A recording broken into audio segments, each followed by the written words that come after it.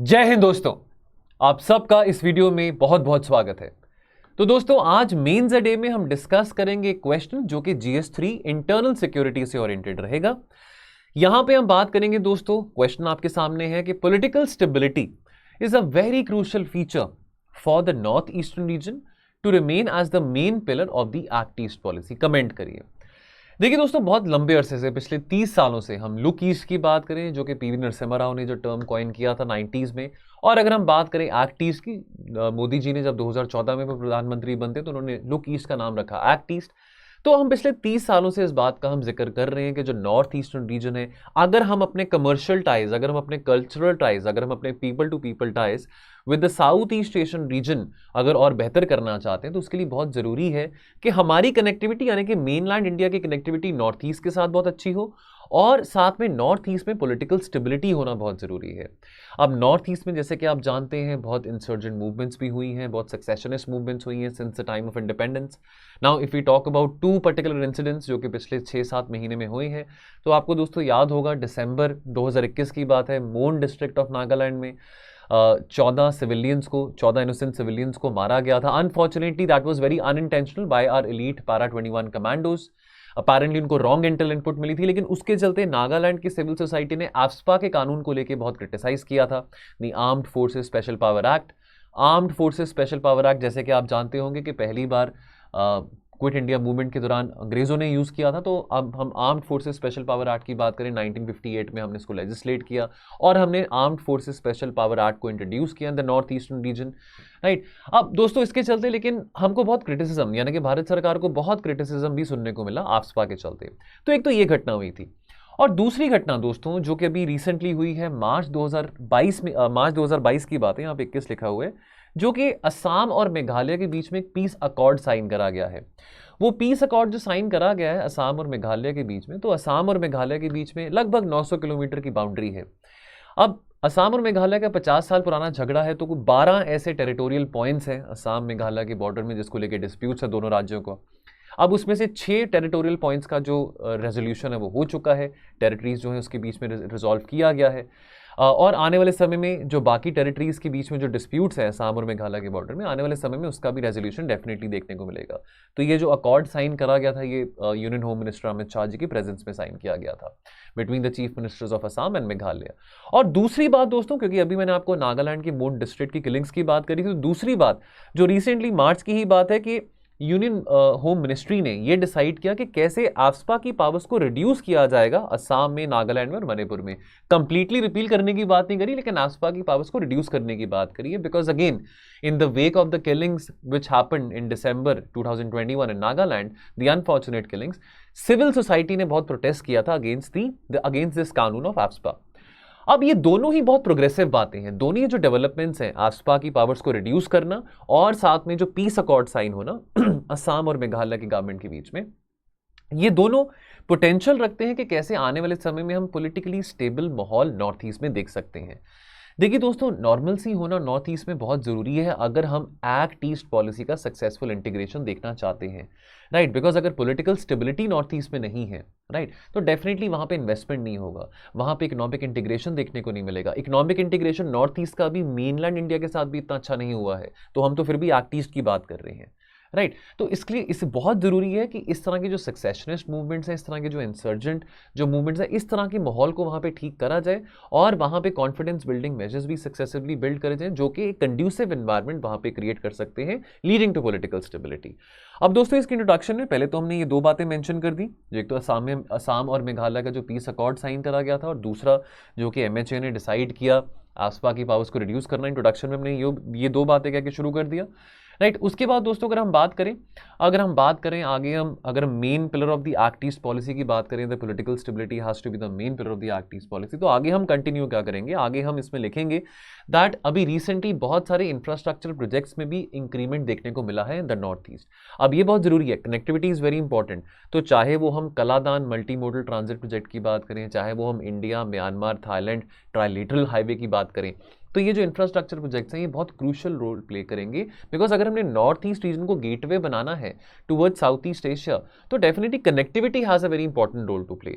उसके अलावा दोस्तों जैसे जो अगर हम सेसेशनिस्ट ऑर्गेनाइजेशन की बात करें, इंसर्जेंट ऑर्गेनाइजेशंस की बात करें, तो जैसे national liberation front of Tripura है, तो जो NLFT त्रिपुरा एग्रीमेंट जो साइन किया गया था अगस्त 2019 में, या बोरो एग्रीमेंट जो जनवरी 2020 में साइन करा गया था, या बोडो पीस अकॉर्ड जनवरी 2020 में, या कार्बी एंगलोंग एग्रीमेंट, कार्बी एंगलोंग जैसे कि आप जानते हैं असम में एक डिस्ट्रिक्ट है।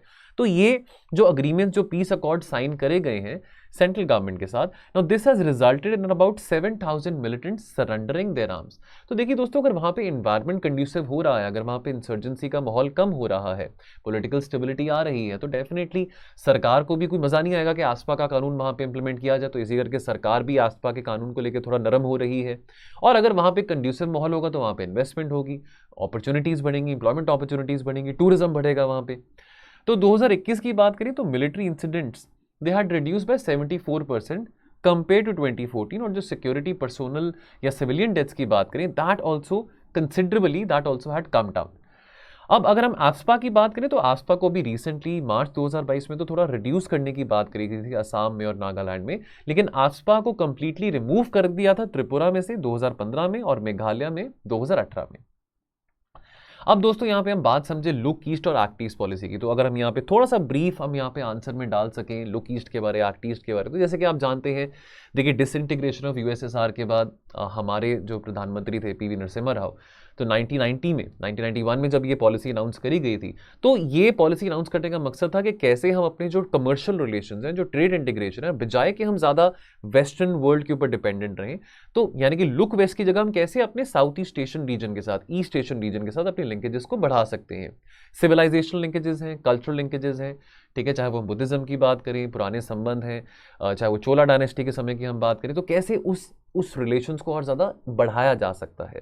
और 2014 में जब मोदी जी प्रधानमंत्री बनते हैं तो वो लुक ईस्ट का नाम देते हैं एक्ट ईस्ट पॉलिसी। ठीक है, एक्ट ईस्ट पॉलिसी 4 C's के ऊपर बेस्ड है: कल्चर, कमर्स यानी कि trade, connectivity and capacity building. अब reasons for centrality of north east India in act east policy, तो डेफिनेटली अगर नॉर्थ ईस्ट, ये तो लुक ईस्ट में भी बात करी गई थी, एक्ट ईस्ट में भी एक बात आती है, कॉमन बात क्या आती है कि नॉर्थ ईस्ट इंडिया जो है वो तो गेटवे बनेगा towards the south east Asian reason, towards the east Asian region. तो यहाँ पे जो 4 C's आते हैं, तो वो पहले हम बात करेंगे कनेक्टिविटी की, तो जैसे आपको मैंने बताया, फॉर एग्जांपल दोस्तों अगर हम बात करें अभी, तो अगर नॉर्थ ईस्टर्न स्टेट्स की बात करें connectivity the mainstream India as well, with the mainland India as well, तो वो कनेक्टिविटी भी बहुत पुअर है। तो अभी तो अगर सामान भेजना है, अगर गुड्स इंपोर्ट करना है, कुछ मंगवाना है, तो अगर नॉर्थ ईस्ट से जो कार्गो जाता है टुवर्ड्स मेनल इंडिया, तो वो कौन से रूट के थ्रू जाता है? थ्रू द सिलीगुड़ी कॉरिडोर, जिसको हम चिकन्स नेक भी कहते हैं, और वो डिस्टेंस बहुत लंबा है। अब Kaladan multi modal transit project के चलते जो कि बनाया जा रहा है, तो अब जो सितवे पोर्ट है म्यांमार में, तो अगर मिजोरम से आपने अब कोलकाता आना है, तो मिजोरम से सितवे पोर्ट से सीधा कोलकाता पोर्ट पहुंचा जा सकता है, जिससे जो आपका डिस्टेंस है वो कंसिडरेबली बहुत लेसन हो जाता है, रिड्यूस हो जाता है। तो इस तरह की कनेक्टिविटी बढ़ेगी तो डेफिनेटली इंटीग्रेशन जो है नॉर्थ ईस्ट की मेनलैंड इंडिया के साथ भी होगी, और डेफिनेटली इंटीग्रेशन इंडिया की साउथ ईस्ट एशिया के साथ भी होगी। फिर हम कल्चरल कनेक्शन की बात करें, एथनिक प्रॉक्सिमिटी की बात करें, तो क्रॉस ट्राइबल रिलेशंस आ जाते हैं cross the India Myanmar border. खास करके अगर हम बात करें एथनिसिटी ऑफ द नागास, तो जैसे म्यांमार में भी काफ़ी नागा ट्राइब्स के लोग रहते हैं, नागालैंड में भी बहुत तरह की भिन्न भिन्न प्रकार की नागा ट्राइब्स हैं, ठीक है, तो यहाँ पे कल्चरल प्रॉक्सिमिटी आ जाती है।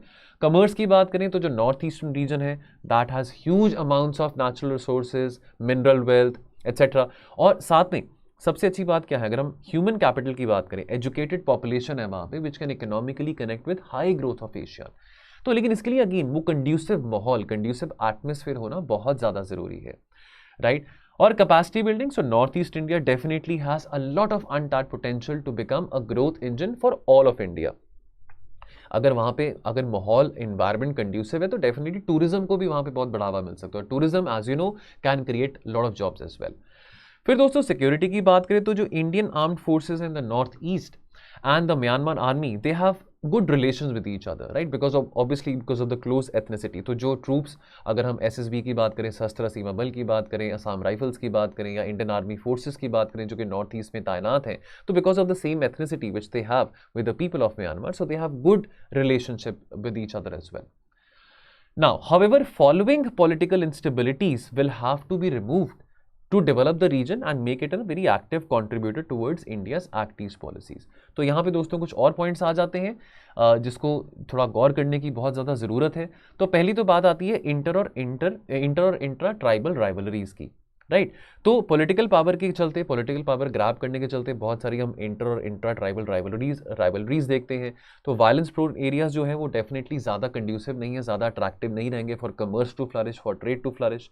फिर इंसर्जेंसी की बात करें, चलो अभी हमने ऊपर आंकड़ा भी पढ़ा कि in the last couple of years 7,000 militants, in the last 7-8 years 7,000 militants have surrendered. Now that is a very progressive thing definitely. लेकिन अभी भी काफ़ी वहाँ पे सक्सेशनिस्ट ग्रुप्स हैं, काफ़ी वहाँ पे इंसर्जेंट ग्रुप्स हैं जो कि बहुत एक्टिव हैं। तो डेफिनेटली आने वाले समय में हम चाहेंगे कि कैसे वो भी, उनका जो इन्फ्लुएंस है, उनका जो स्फीयर ऑफ इन्फ्लुएंस है वो कैसे रिड्यूस हो सकता है।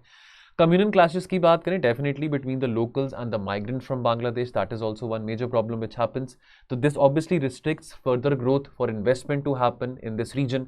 फिर इंटरस्टेट बाउंड्री कन्फ्लिक्ट्स की बात करें तो असम का, चलो मेघालय के साथ तो अभी हमने पीस अकॉर्ड के बारे में बात समझी, लेकिन असम का अरुणाचल के साथ भी डिस्प्यूट है, असम का नागालैंड के साथ भी है, असम का मिजोरम के साथ भी। तो डेफिनेटली आने वाले समय में ये जो डिस्प्यूट्स हैं डेफिनेटली रिजॉल्व होंगे। और AFSPA has been a very big hindrance people of north east primarily, चाहे वो सिविलियंस हैं, चाहे वो इंसर्जेंट्स नहीं भी हैं, they feel very alienated because of this draconian law, right. Definitely time has come कि इस लॉ को बिल्कुल रिपील कर दिया जाए, और हम उस दिशा में जा भी रहे हैं। AFSPA की काफ़ी सारी जो पावर्स है सिग्निफिकेंटली रिड्यूस भी कर दी गई है नॉर्थ ईस्टर्न रीजन में। Now there's a growing realization amongst the civil society and the governments also कि presence of AFSPA जो है that is not conducive for a peaceful environment to flourish. Because why? Because ये perpetuate करते हैं cycle of violence. This acts as a very bad PR, publicity for a lot of investment to come in. अगर हमने foreign investment यहाँ पे attract करना है north eastern reason में, लेकिन अगर यहाँ पे बहुत violent activities हो रही हैं, AFSPA का अभी भी यहाँ पे अगर implementation है, तो why would any investor want to come over here, or why would anybody want to come and set up industry in this region? So this is very critical, very very critical कि AFSPA को लेके जो यहाँ पे concern है उसको सरकार अच्छी तरह से address करे, right?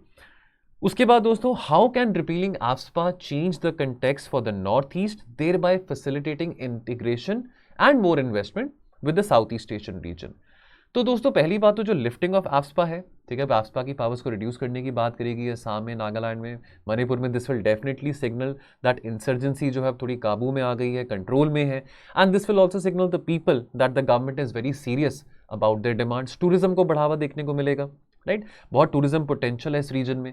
इंडिया का जो नॉर्थ ईस्ट है, this has the potential to become a tourism hub of the east Asian region, right. People visiting Asian countries can come here अगर सीमलेस कनेक्टिविटी है, तो चाहे वो कनेक्टिविटी थ्रू रोड है, by air है, by rail है, तो connectivity के ऊपर बहुत एम्फसाइज करना जरूरी है। तो यहाँ पे आप एग्जाम्पल में जो Kaladan multi modal transit project है, या अगर आप इंडिया म्यांमार थाईलैंड जो ट्राइलेटरल हाईवे, तो एग्जाम्पल में वो भी लिख सकते हैं जब आप इस पॉइंट को मेंशन करते हैं। और अगर टूरिज्म बढ़ेगा और इन्वेस्टमेंट आएगा, पॉलिटिकल स्टेबिलिटी होगी, तो एम्प्लॉयमेंट क्रिएशन भी होगा, ठीक है, कैपिटल इनफ्लोज और बढ़ेंगे। तो ये बहुत एक विशियस साइकिल है जिसको अंडरस्टैंड करना बहुत जरूरी है कि political stability has a direct impact on economic growth of this region, and thereby हमारा जो इंटीग्रेशन है with the east Asian region और ज्यादा बढ़ेगा। कंक्लूजन में, with political instabilities an environment for commerce will not flourish, और therefore जो role है नॉर्थ ईस्ट इंडिया का, जो विजन है हमारी एक्ट ईस्ट पॉलिसी का, वो अभी भी ज्यादा प्रॉस्पर नहीं कर पाएगा। तो जो एफर्ट्स हैं भारत सरकार के द्वारा, जो कदम उठाए जा रहे हैं to make the north eastern region as the main pillar of the act east policy, this is going to be very beneficial for the north east reason.